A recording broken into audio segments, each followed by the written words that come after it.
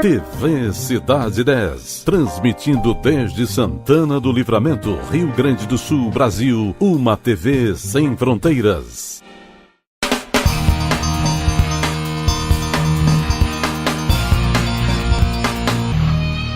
TV Cidade 10 Livramento, afiliada à TV Brasil, esteve prestigiando, participando e gravou a mesa redonda Debates Esportivos na Rádio Livramento AM. É o primeiro debate esportivo do rádio santanense, transmitido via internet através de vídeo.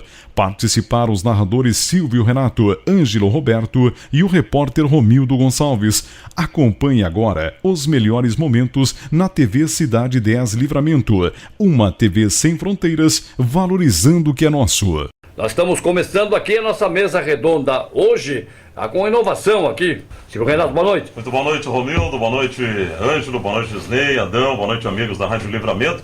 Na verdade, a ideia foi do Ângelo Roberto Pinheiro, que viu um trabalho que o Disney realizou lá no Armor, lá no estádio Miguel Copati, com o pessoal do Armor, né, fazendo a reportagem. E depois o Ângelo disse que assistiu na internet, ficou muito bom o trabalho. E aí até o Ângelo me disse, tia Silvio, nós poderíamos falar com o Disney em algum momento para ele gravar a mesa redonda e depois postar na internet. E eu digo, não, claro, uma boa ideia. E não é que sexta-feira o Disney apareceu lá no ginásio do Irajá, e eu digo, bom, mas justamente comentei com o Disney, ele prontamente aceitou, achou uma boa ideia. Então o Ângelo pode explicar melhor aí como é que surgiu essa ideia, mas o Disney prontamente achou uma boa ideia de vir aqui gravar a mesa redonda. Hoje ainda vai ser gravado e depois ele vai editar e colocar no ar. Mas no outro momento nós vamos combinar para fazermos a transmissão ao vivo, né? Então hoje vai ser gravado. Depois nós vamos postar no Facebook. Eu queria ver a carinha do Leandro de Itaquera quando visse o vovô aparecer na televisão, no computador. O Leandro de Itaquera é igual ao Romildo, né? Todo mundo olha para a fotografia e ele olha para o lado, né? Mas é uma boa ideia, seja bem-vindo, Disney W, nesse magnífico trabalho, né? Boa ideia é aquela famosa cachaça também que tínhamos no nosso país, também gostosa. Mas quero cumprimentar, hoje tinha falado, eu agora tinha esquecido, eu cabecei aqui, não é? Velho esquece de tudo, eu já esqueci de tudo da minha vida, professor, boa noite. Boa noite, Romildo Gonçalves, um abraço ao Renato, Adão Edson Lopes, um abraço para o Disney. Não, essa novidade é uma coisa para nós que estamos aqui à frente do microfone, mas para o Disney, que é um homem experiente em comunicação, ele realmente é um empreendedor, é realmente uma pessoa que está apostando numa novidade a nível de Santana do Livramento. Ele criou uma TV via internet e agora, inclusive, está habilitado, está como uma espécie de correspondente, empreendedor e uma afiliada da TV Brasil. Então, todos os programas... E inovador, né, professor? Exatamente. Então, todos os programas, matérias que ele fizer aqui, ele poderá enviar para a TV Brasil e, ao mesmo tempo, poderá passar toda a programação da TV Brasil via TV Livramento, Canal 10, TV Cidade Livramento, Canal 10, né? Eu não sei se até o Disney, inclusive depois ele pode aparecer, nos dá a explicação do nome que ele escolheu para o seu canal de TV via internet. Então, um abraço a ele, desejamos, acredito que todos nós da equipe de esportes da Rádio Livramento, sucesso. Ele merece, é um empreendedor e todo empreendedor realmente merece ter um resultado positivo. Para quem está nos ouvindo nesse momento, as transmissões ao vivo deverão iniciar a partir de que mês? A partir de junho. A partir de junho já estaremos assim, ó. O equipamento já está todo aí, já acertei com a empresa essa que me dá um suporte, onde ele vai receber o sinal e vai retransmitir para o mundo todo. Assim, ó, eu digo o seguinte, não é para o Brasil, transmissão para o mundo todo.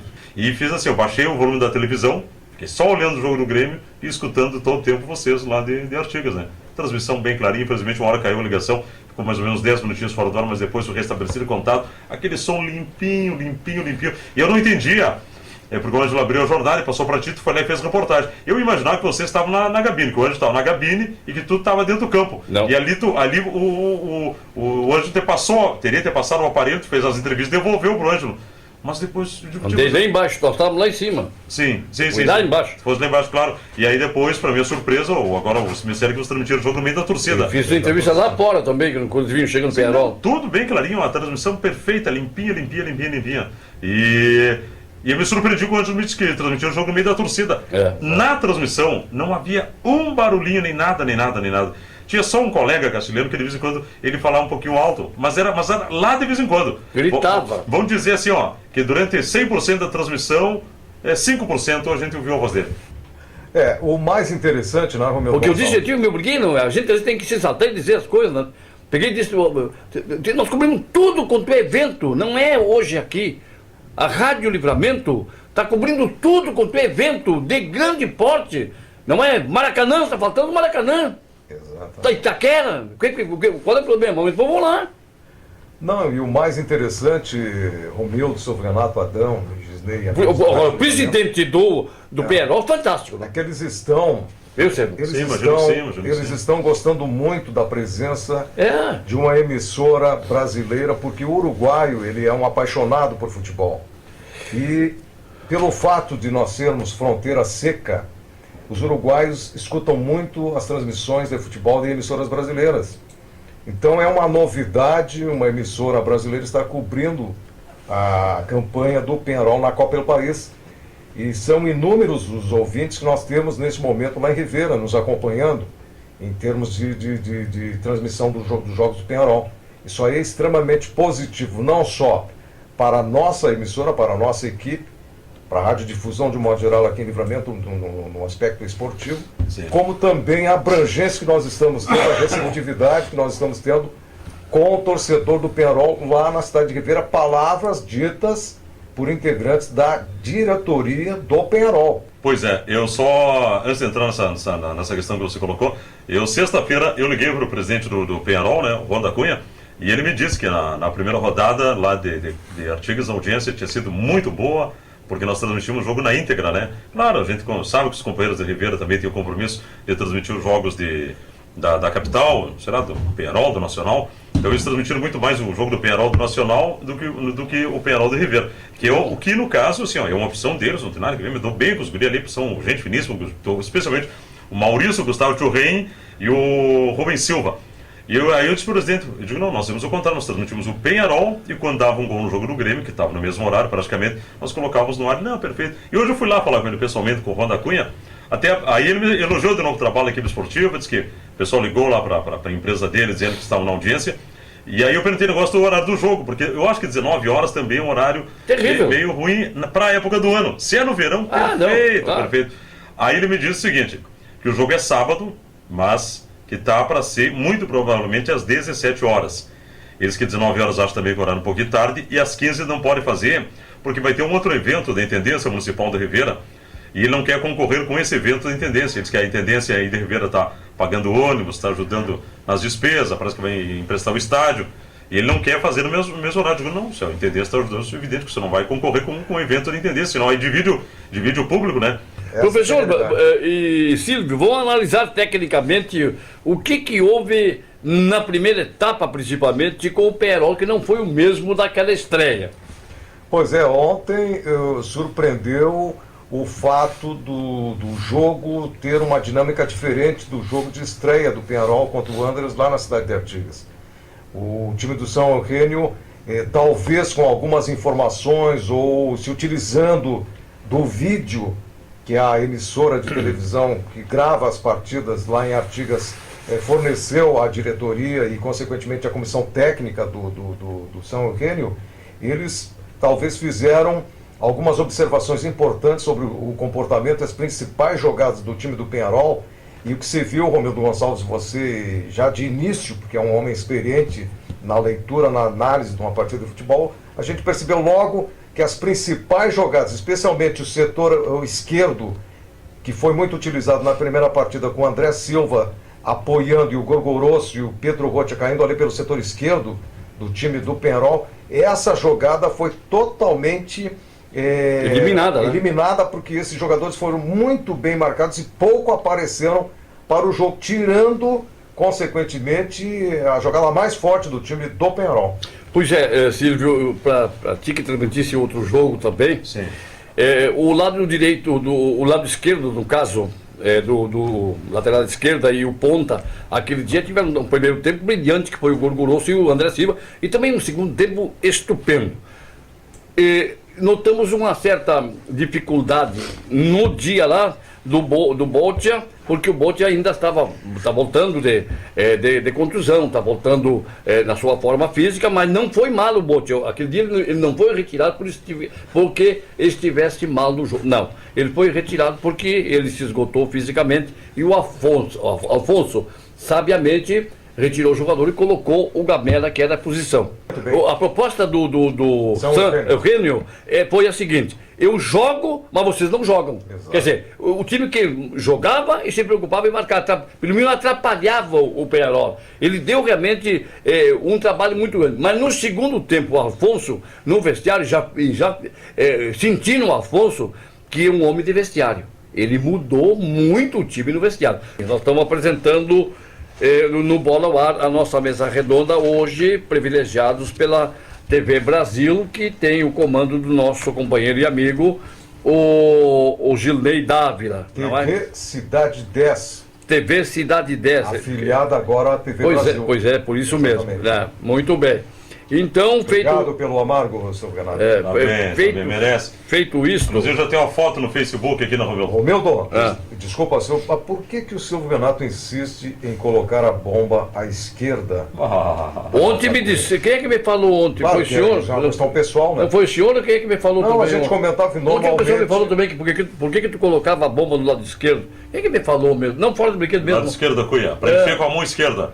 Eu já expliquei para você. Não sou, eu já expliquei, mas eu falo de novo. Tu é destro? Não me custa, eu sou destro. Acontece que eu fui criado com a minha tia-avó, que Deus a tenha, né? Faz anos que ela faleceu. Ela era canhota e ela fazia o mate dessa maneira. E eu me acostumei. É homenagem a ela? Não, eu me acostumei, porque ela fazia o mate assim. Claro. E ela enchia o mate. Ela enchia o mate, ela pegava o termo, pegava a chaleira com a mão esquerda.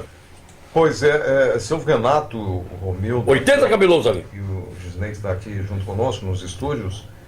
Mais uma grande rodada pelo campeonato Sub-18 de futsal. Bela presença de público, o campeonato a cada rodada vem confirmando as expectativas que se tinha antes do seu início, não somente pela bela presença de público, mas também pelos jogos que estão sendo realizados lá no ginásio do Irajá Atlético Clube. A gente sabe que a garotada do Sub-18, tanto quanto a Força Livre, ainda carece de um futsal mais bem jogado, mais bem elaborado, mais bem lapidado, até porque falta tempo e espaço para as equipes treinar. A gente sabe, falta tempo porque alguns trabalham, falta tempo, falta espaço porque não há ginásios, às vezes a disponibilidade, e isso tem um custo operacional para os times, mas o fato é que o futsal vem crescendo.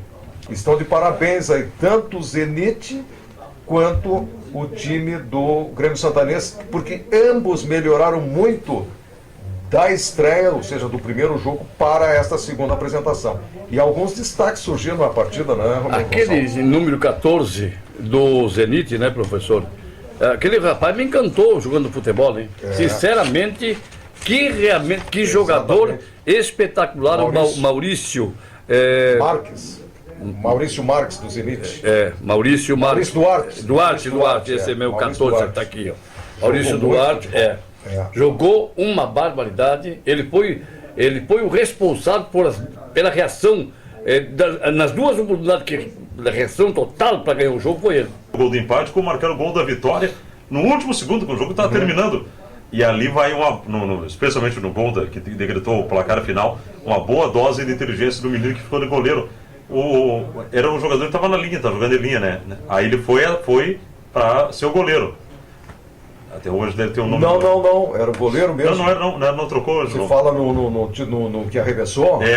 Bom, nesse detalhe agora, no momento, eu não me recordo. Se tu me disser o nome dos jogadores que estavam, vou te dizer o nome do rapaz aí. Como é que era o nome dele? Ele era do Grêmio Santanense ano passado. E ele foi jogar de goleiro linha. Sim, mas na verdade ele é o segundo goleiro, o Dilermando. Não era. Com licença, isso daqui ele entrou, o goleiro era o Fabrício. Não, mas aí o Fabrício foi o Assis. Quem fez a revista foi o Assis. Ele foi jogar de goleiro linha. Agora refrescando. O Assis era jogador de linha. Exatamente. Aí quando o time dele estava perdendo, ele foi jogar de goleiro linha. Aí eles conseguiram empatar o jogo, faltava ali acho que menos de 40 segundos. E no último lance, faltava 5 segundos, acho que era, ele arremessou a bola em direção à goleira do Grêmio Santanense. Como dizer assim, eu vou jogar lá, quando de repente bate em alguém, a bola entra.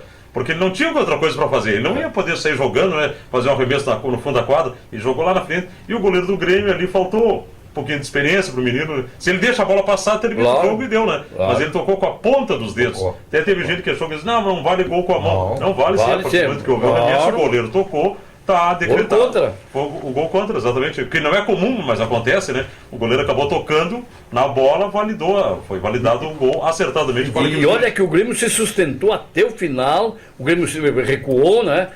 Tentou sustentar o resultado até o final, né? Porque o Grêmio também jogou uma barbaridade, né, professor? Que é comandado aqui pelo Círio. O agradecimento final, Círio, em 10 segundos aí para o Gisney aí. Agradecemos ao Gisney, a presença dele aqui. Já deixei o recado no Face para tua filha, embora não esteja online. Já deixei o recado que quarta-feira vai estar no ar o vídeo da Mesa Redonda para ela te assistir lá no sul do Pará, na Comunidade. Agradeço ao Gisney, agradeço ao Anjo pela ideia que teve e que o Gisney volte mais vezes aqui, tá bem? 10 segundos, professor. Pois é, um abraço ao Gisney, muito obrigado pela presença dele aqui. É um homem empreendedor, tem uma visão realmente bastante para frente, então ele tenho certeza que ele vai ser um homem de sucesso para essa nova empreitada que ele está começando a meio segundo agora. Rádio é isso. Um abraço, tudo de bom. Até a Muito próxima. bem, um abraço a todos. Um abraço, Um abraço, Boa noite. Um abraço, Adão. TV Cidade 10, valorizando o que é nosso.